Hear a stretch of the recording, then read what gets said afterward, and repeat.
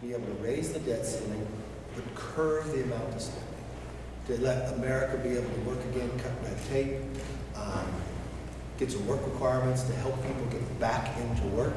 I think this agreement frames all of that from limit, save, grow. Doesn't get everything everybody wants, but that's in divided government. That's where we end up. I think it's a very positive bill. I want to thank Garrett Graves and Patrick McHenry for the hours that they put in from the very beginning. I mean, no one thought on any given day that we would be where we are today. The president said he wouldn't negotiate with us for 97 days. He wouldn't even allow us to talk. After we passed the bill, we were able to get in.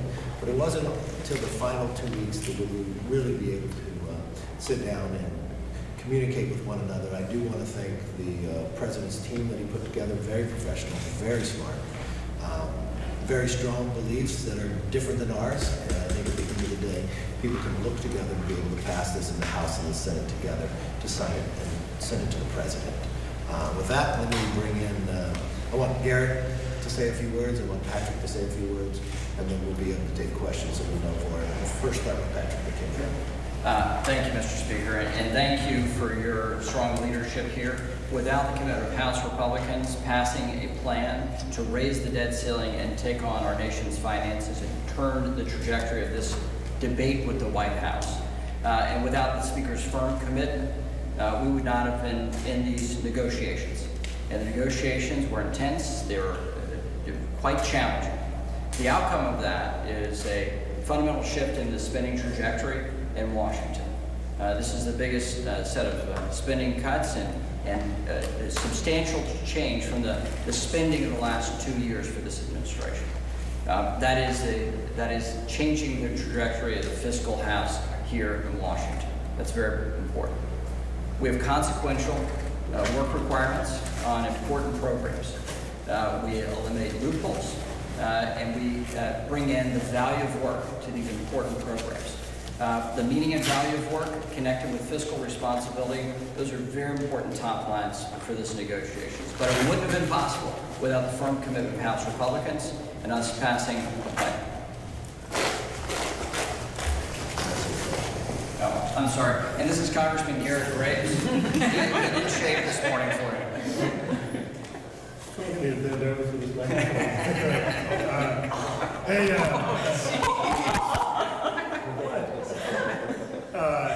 They put a lot of hours in. Yes, we've been together quite a bit. A lot of together. Good friend. So going on what Patrick said, first of all, look, the Committee for Responsible Federal Budget put together numbers just recently, and they quantify that a child or a grandchild born in America today is going to inherit somewhere near $4.5 million in debt over their lifetime. Think about that for just a minute. $4.5 million for every child or grandchild born in America today that they're going to inherit as a result of irresponsible, reckless, and selfish spending of politicians in Washington.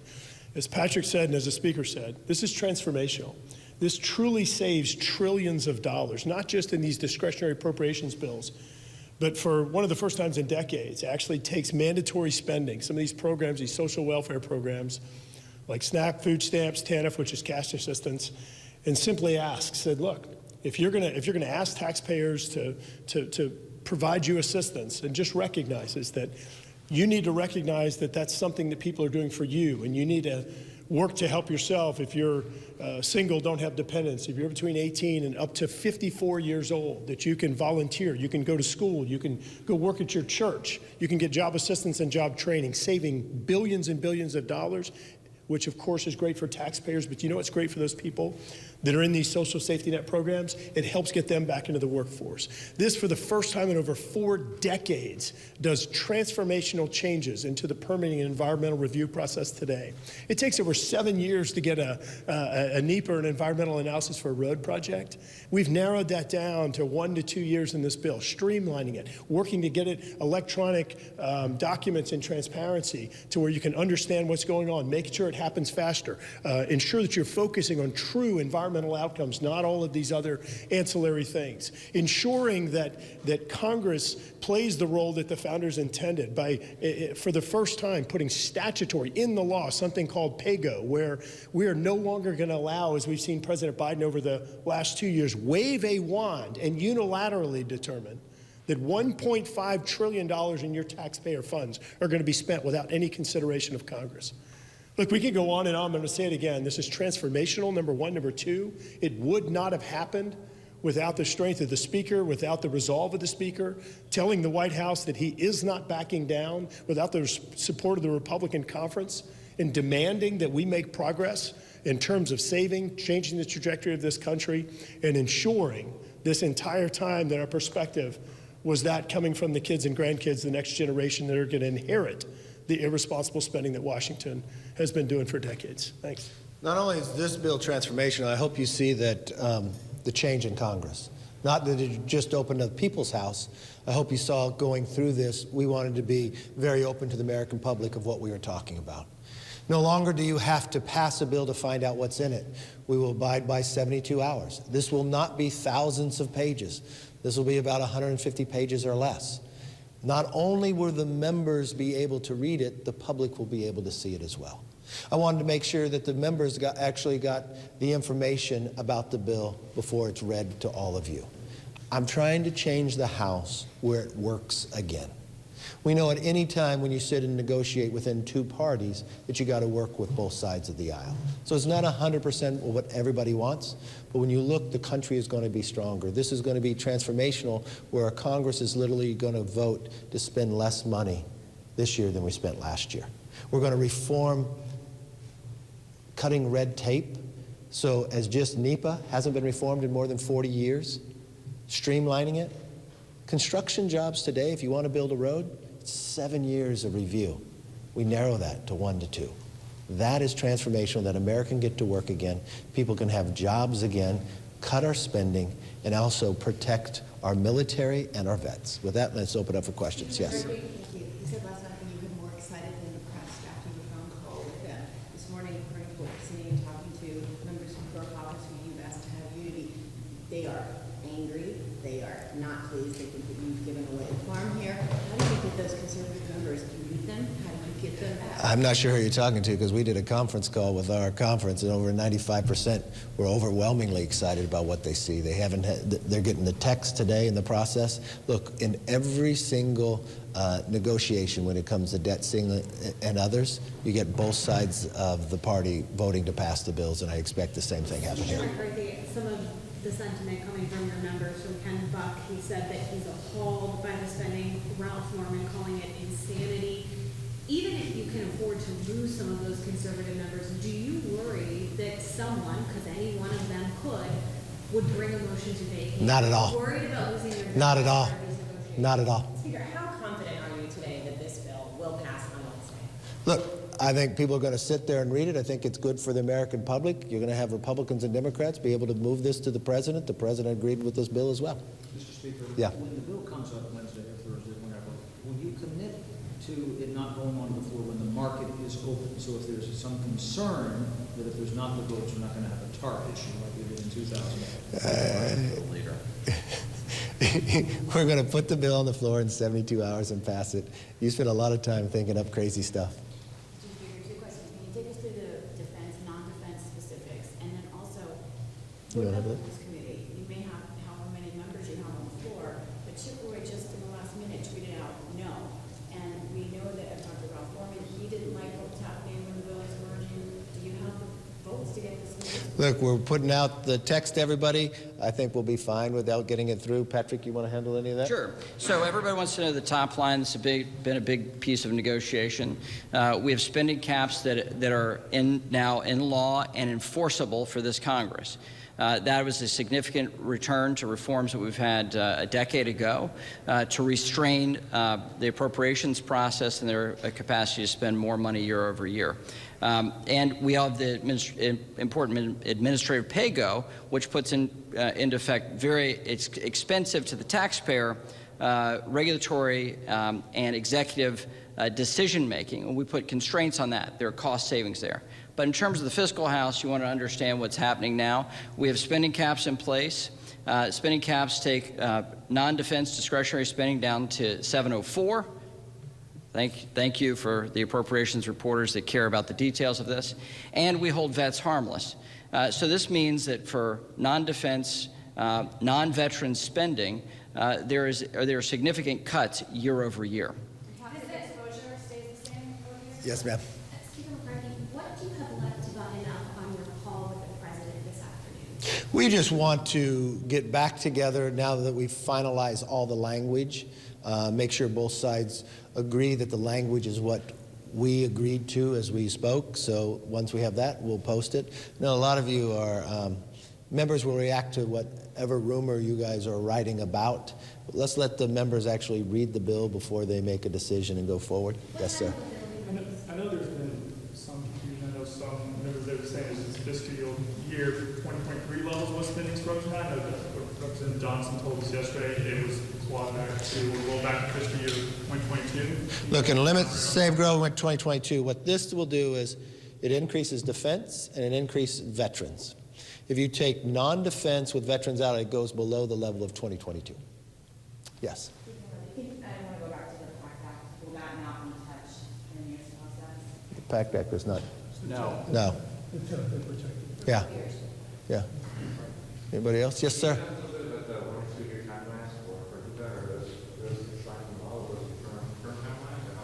So first of all, let's keep in mind, NEPA, the National Environmental Policy Act, has not been amended in decades and decades, in over 40 years. We have, in statute, we are now going to require a 1-year limit on environmental assessments, which of course is the lower level of review, a 2-year timeline on environmental impact statements. We are doing an expansion or what we're referring to as a sharing of categorical exclusions. We are shrinking the scope, which I want to be clear, NEPA has grown to just study all these things that don't have anything to do with the environment, which I would argue has worked against the protection of the environment. So we're trying to refocus the scope back on that, on the environmental impacts and making sure we get the best environmental outcomes. And then lastly, one of the other big wins in there is that we're actually making some tweaks to threshold in terms of when NEPA applies. To give you an example, you can have $1 billion project. If there's $1 of federal funds in there, you're going to trigger a National Environmental Policy Act analysis. And so we've tried to, I think, right-size those thresholds to where the environmental resource agencies can be focusing on those projects that are truly going to have impacts. Think about what Garrett just said. It hasn't been reformed in 40 years. It's a frustration with people all across this country on both sides of the aisle. It doesn't matter if you want to build a road, you want to build a renewable energy project, it all gets stopped and studied for years. It's a frustration. That's millions of dollars wasted. That is all changing now. So we can build again in America. We can make America stronger. We compete with other countries. This is a win for the entire country and for both sides of the aisle. Yes. How important is it to you that you get a majority of your majority and will you? Yes. Would you just reflect you will? Yes. This is a good, strong bill that a majority of Republicans will vote for. Yes, ma'am. It's looking like it's going to be a robust living effort on both sides of the aisle. Have you started it at all having conversations? Tom Emmer is our whip. He will continue. And look, members have to have the text before they're going to say where they are, and so they'll be able to see it and work through it. Have you started conversations? Yes. With the president, you were very critical that he took a long time to come to the negotiating table. Once he did negotiate with you and your team, how would you describe it? I thought his team was very professional, very smart, very tough at the same time. So did a wonderful job. The president. When I was referring to President, I was referring to President Biden. Yeah, talk to President Biden. Yes. I want to ask, on your one pager that you released to members last night, one of the provisions that it's going to make Congress work again, and there's an appropriations piece that basically would trigger a return to spending at 99% of fiscal levels. Can you explain that in whether or not that prevents future government shutdowns? Is there some other mechanism that has to happen? Well, I think a frustration America has is when they look at Congress not doing their job. We've watched this place break down where members didn't even have to show up for work, where the very basics of appropriations weren't passing. So you watched what happened before we took the power, where they had this omnibus come at the last moments in Christmas, thousands of pages, nobody can read it, you didn't wait 72 hours, and just jam it through and fund government that way. We want to make sure Congress works again for the American public. So when we became in the majority, we want to do everything in our power to have this process change. And that's getting back to the appropriations. Part of the strength of having this agreement you got the top lines for the next 2 years, so people can go right and decide your priorities for America. And the difference here is, if you don't get that job done, you shouldn't be rewarded. So what it would do is make sure your government doesn't fund down, but it would do a continuing resolution, but at 99%. So it gives you the incentive also to do your job. This was an idea that brought forth by Thomas Massey. And I think it's a very positive idea, because what it's really doing is forcing and it's giving consequences for members of Congress on both sides of the aisle to do their job. This isn't going to be a Republican or Democrat idea. This is really for America, telling Congress there should be some consequences for you not doing your job, and now it gives you the incentive. So what you'll find is Congress is going to work better, smarter in this process because of it, and we'll get our work done. Do you expect all members of the leadership to support it? Yeah, I haven't talked to all of them, but I expect most of them will, yes. Yes. You obviously are going to need some Democrats to help you push this over. Well, yeah. Actually, still think Hakeem Jeffries, if not, then I talked to Hakeem Jeffries on a number of bases, time through. Look, members should be able to read the bill beforehand, to be able to look at it, but negotiating or communicating with the president, if the president signs off at 2, I expect his party will be supportive as well. Yes, sir. You characterize this bill, to make the case to members, as something that has no concessions to Democrats. How do you expect to get... Look, we raised the debt ceiling. We negotiated in good faith with the president. I remember many times I was in that position as well, where we had President Trump negotiating with Speaker Pelosi, and an agreement that the president made, we supported the president in that path. But I think there's a lot in here. Look, everything in this country is not just a Republican and Democrat idea. There's ideas for America. I firmly believe there are Democrats out there that want to have their projects built again. I may want a pipeline, a road built. They may want a renewable energy project built. That's a project. And they're both being stopped because of what NEPA and studies are doing. This helps everybody. It's not a Republican or Democrat idea. It helps the country. The idea that we're going to make this process work again in appropriations, that's helpful to the nation. So that's a Republican and Democrat. It doesn't mean you get to determine the outcome of where you're going to spend your money, but you got a process to do it instead of shutting down here.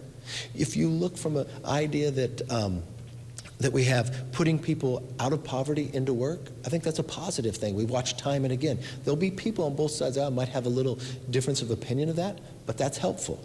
When you look at PAYGO, I think it doesn't matter who's in power, Republican or Democrat, you want to make sure the Constitution works, that the president, whoever it is, be it President Biden, be it President Trump, that can't go around. This was an executive order that President Trump actually put in. We took it, put it in statute now, and made it stronger.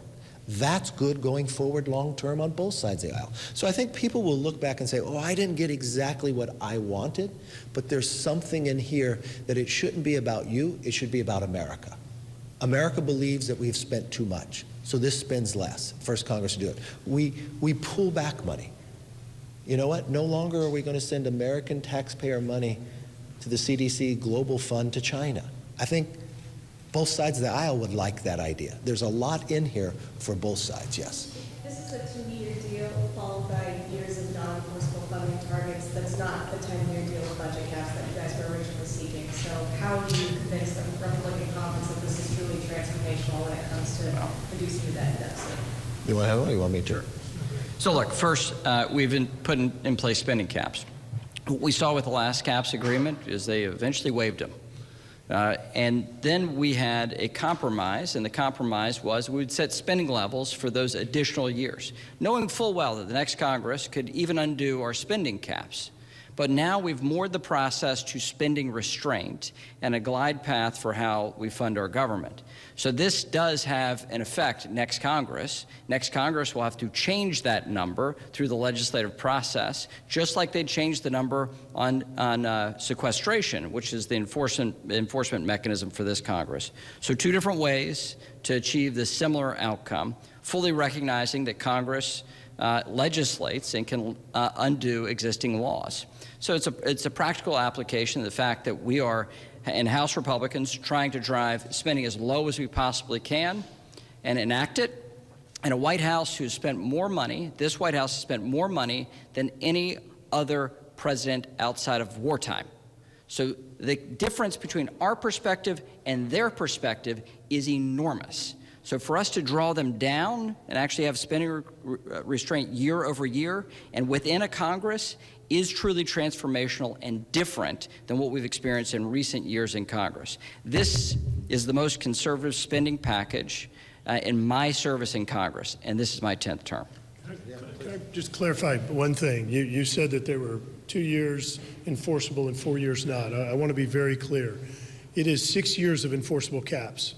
Okay, there are different enforceability mechanisms for the first 2 years as compared to the remaining 6, but I think it's important. These are 6 years of enforceable caps. Lastly, in regard to what Chairman McHenry just said, something that's important to keep in mind, and one of the things we realized during negotiations, there has never been a 10-year deal that has been abided by. As the chairman just said, Congress always comes in and changes it. We did score limit, save, grow over 10 years. As we started studying some of these previous deals and realized they don't ever abide by that, and there was some pushback during negotiations, we realized that a 6-year was a bit more honest and transparent in regard to the savings, and we believe that that's going to generate somewhere around $2 trillion in savings from those caps alone, not even talking about some of the other huge policy But wins. it doesn't mean 4 years you would have to have a majority for them to be enforceable, correct?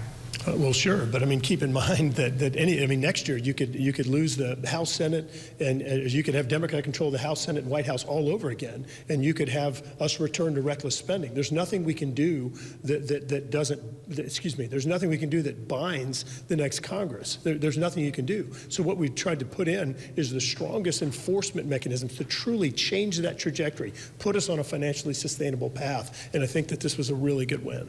Can you just talk about this? What conversations have you had with leaders McConnell and Schumer? I haven't talked to Schumer about this yet. I talked to McConnell last night, walked him through. I'm going to talk to the Senate Republicans today. We'll do a conference call, walk them through the bill as well. Last question. Yes. Can you guys take us through the specifics on the work requirements? Is it SNAP where we're seeing that up to 54, not Medicaid, I assume? Correct. And also on permitting, is there any transmission? You both take it. in this bill? First, SNAP and TANF is what we're talking about. Two different functions there. On SNAP, we have additional work requirements. They're quite consequential. And then we also, you'll see text and you can judge for yourself. And then we have states that play games with how they roll over funds and they accrue more account balances they use on other things. We take that gamesmanship down dramatically and significantly. On TANF, we have different schemes and loopholes that we close, and we clean that program up significantly and putting in place the most significant reforms we've seen in generations. You want to do permit? I think they have it. Yeah, sure. So there was a lot of talk about how to approach the permitting and regulatory just challenges that are preventing projects from moving forward. And there was discussion about potentially separating the way we treat different types of projects, but at the end of the day, everyone benefits. And so we don't bias one type of project versus another. All types of projects benefit under the reforms and the streamlining that we put in place. Now, last thing to keep in mind is if you have a project that has a lower environmental impact, like an environmental restoration project, of course, under this, it'll be calibrated. Your review will be calibrated. We also did include a study in there to begin laying the groundwork to better understand how you can sort of cause interoperability among the different regions, the different ISOs or different regions of connectivity around the United States. So how can you go from one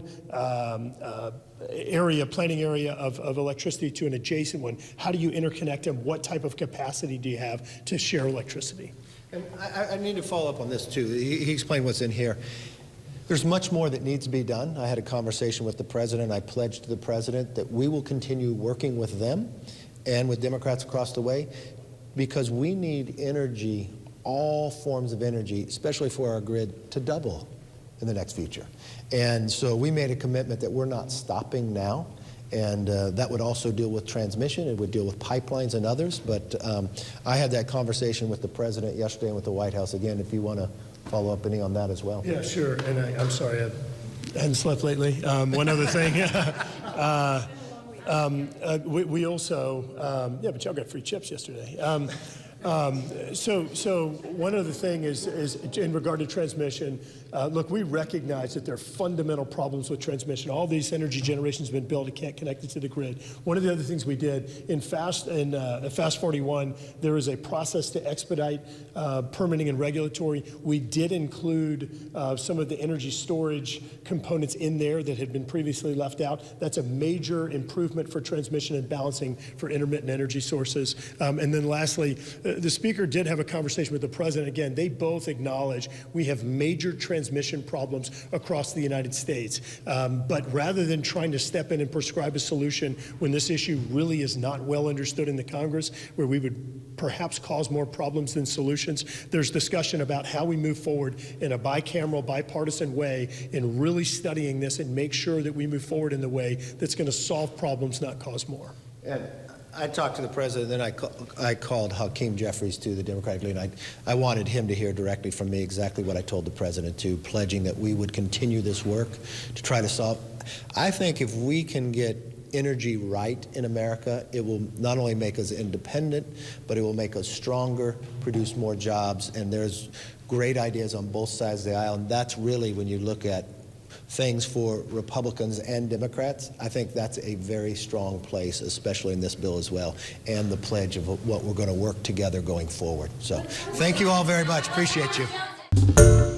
Hi, everyone. George Stephanopoulos here. Thanks for checking out the ABC News YouTube channel. If you'd like to get more videos, show highlights, and watch live event coverage, click on the right over here to subscribe to our channel. And don't forget to download the ABC News app for breaking news alerts. Thanks for watching.